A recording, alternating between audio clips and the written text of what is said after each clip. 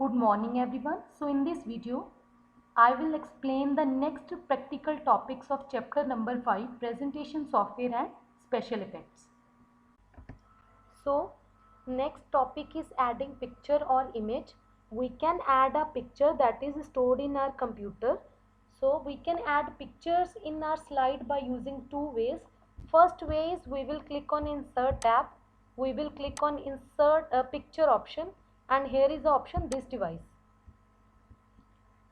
From here we can choose any picture and that picture will be added to slide. Second method of adding a picture is we will click on this option, then we can select any picture and that picture will be added to the slide. Next topic is adding border to the image. We can add border to the image. So to add a border to the image, we will right click on the picture. Then second last option is format picture. Then we will select the color of the border and we will select the width of the border. So by using these options we can add a border around an image. So next topic is adding smart art in a slide. So we can add smart art graphics in a slide to illustrate. Illustrate means to explain a particular process or structure. So to add smart art in a slide, either we can click on insert tab and smart art option, or either we can click on this option. So this will show various smart art categories. We can choose any design, and when we will click on OK button, smart art graphics will be added to the slide. Next topic is adding a table to the presentation. So table is used to organize data in rows and columns. It means table store the information in the form of rows and columns. So we can add table in our slide. So to add a table, we will click on this option. Then one dialog box will appear on the screen. It will ask the number of columns and number of rows. We will type the number of columns and number of rows, then we will click on OK button. With this, a table will be inserted in our slide. So next topic is adding a chart in a slide. In PowerPoint, we can create a chart by using Excel worksheet.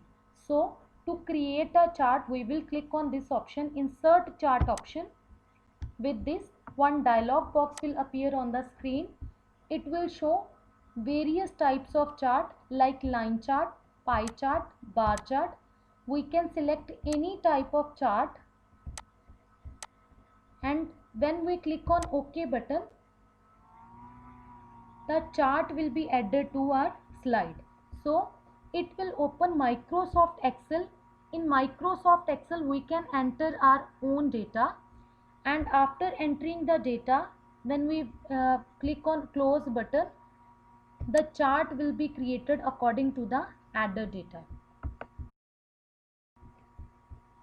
So next topic is inserting or adding shapes. So in PowerPoint we can insert various types of shape like lines, arrows, stars and rectangles in a slide. So to insert any shape in slide, we will click on insert tab. Here is the option shapes. We will click on this arrow. It will show various types of shape. We can select any shape, and then when we will drag the mouse on the slide, the shape will be added to the slide. So next topic is adding solid color, gradient, text or custom image in the background. So we can use these options to enhance the look of the presentation. Firstly, we will apply solid background color to the slide. So to apply the solid background color to the slide, we will click on design tab. Here is the option format backgrounds. Then we will click on solid fill option. In a color palette we can choose any color. With this, the color will be added to the background of the slide. Next is gradient color option. So to use this option, again we will click on design tab, format background, gradient fill option. Here is the preset gradients. We can choose any color. Then we can choose any type of the gradient. That type means that may be a linear, radial, rectangular, path or shade from the title. Next is direction. So in this option we will select the direction of the gradient. So with this, the gradient color will be added to the slide. So next topic is textured fill color. So to apply this, we will click on design tab, then format background, then we will click on picture or texture fill. So here we have to select the texture that we want to apply to the slide. We can select any texture.